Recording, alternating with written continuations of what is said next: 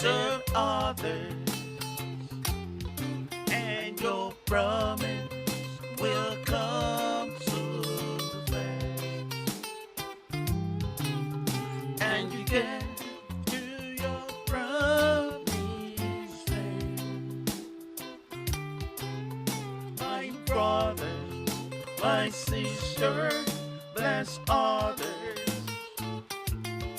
and your promise will come so fast. Bless others, and you get to your promised land so fast, so fast.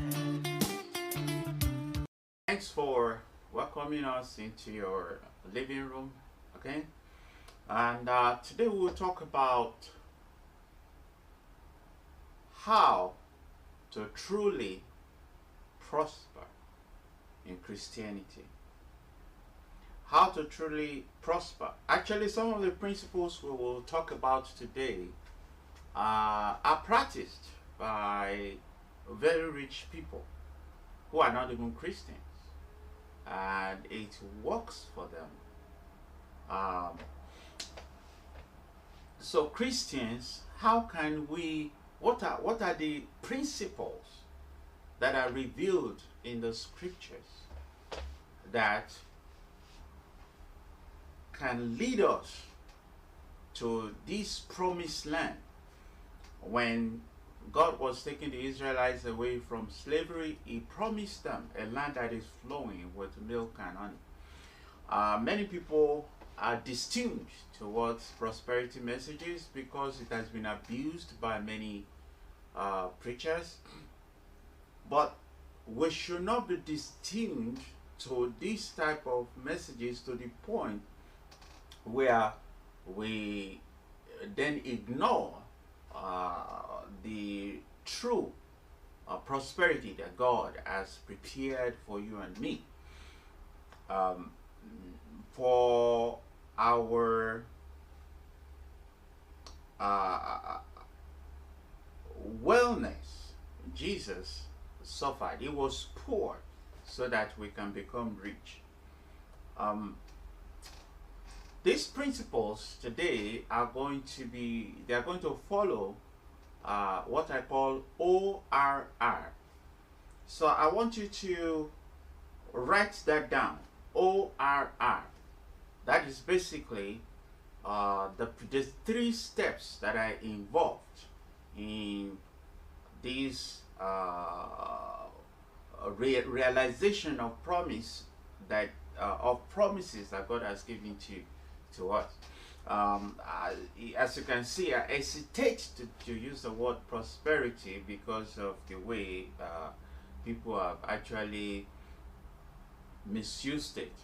But there's no way around it. We just have to learn the real thing. So we start with Mordecai. I know that probably you have never heard this side of Mordecai before. Mordecai was a Jewish guy who worked for the king in the land of captivity. His story is a very deep one, but we're going to look at some of the things that helped him to become who he turned out to be in the scriptures. This is a guy that went from the verge of being destroyed completely. Not only him, but his entire tribe, to becoming a very prosperous man, very much like Joseph in the Bible. He became very, very prosperous. Usually when his story is shared in the book of Esther, it's usually as an appendage to the history or to the story of Esther. but he has a very, very unique role also to play in the scriptures. And as we learn from this unique man in the scriptures, we can get some principles that we can apply to our lives today. So remember, it's ORR. The first one is opportunity. The O stands for opportunity. And the second one stands for response. That is the R. The first R stands for response. And the second R stands for reward. Reward. So it's opportunity, respond, reward. So one of the things that will help Christians get to that promised land. A lot of us receive promises and we wait and we wait and we wait, and somehow it's like the promises will never come. Some people even die without receiving the promise. Remember, in the wilderness, about 600,000 Israelites were promised a land that was flowing with milk and honey, but only 2 of them got there. Only 2 of them got there. Out of 600,000, only 2 made it to the promised land. And the story is repeating itself today, even in our lives. A lot of people receive promises, and those promises are never realized. They just die. Why? Because they are probably not aware of these 3 principles or 3 steps, the ORR. So I pray that today, as you watch this program, that the Holy Spirit will illuminate this message, will bring this message alive in your life, to the point where you will take it and run with it. So it starts with opportunity.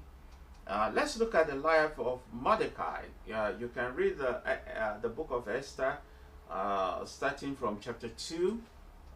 You can read 3 and 4, and you'll be able to follow what we are talking about here. The book of Esther is in the Old Testament. That doesn't mean that this is not a New Testament concept. Although we are going to rely heavily on the Old Testament to bring this message across. So we see the book of Esther opening with a situation where Mordecai was in a strange land, brought there as a captive after war that God allowed, because Israelites will not listen to their God. They totally refused to follow his commandments. He warned them through so many prophets, and a lot of times the prophets were mistreated by the Israelites. Jeremiah, Ezekiel, they were punished for telling them what God asked them to tell their nation. So instead of them rising up like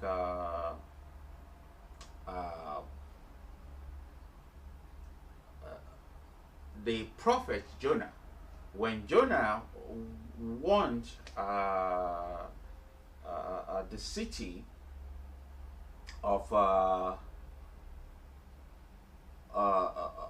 an impending doom, that God was going to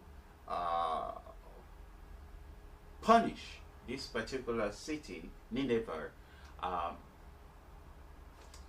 the whole city fasted. That's what the Bible said. The whole city fasted. Animals did not eat. There, that is the extent of the belief. Even though Jonah did not want to go to that city to deliver the message, he actually ran away. But when the people of that city, when they heard, of course, they decided to obey. They decided to turn away from their evil ways, and God repented of the evil that of the punishment that he was trying to inflict on that city of Nineveh. The Israelites did not do the same. They just punished the messenger. It's like, some people look at the mirror, and they don't like what they see, and they blame the mirror instead of making changes to their appearance. They said they felt like it was the fault of the mirror. So Mordecai found himself as a captive because his nation was captured. But in the midst of his woes, he learned how to recognize opportunities. When we say opportunities, a lot of times people don't know that opportunities usually doesn't come as a gift. Opportunities a lot of times comes as a need that you have to meet.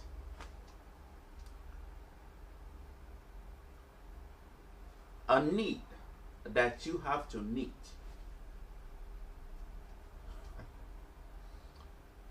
Yes, opportunities often show up as needs that you have to meet.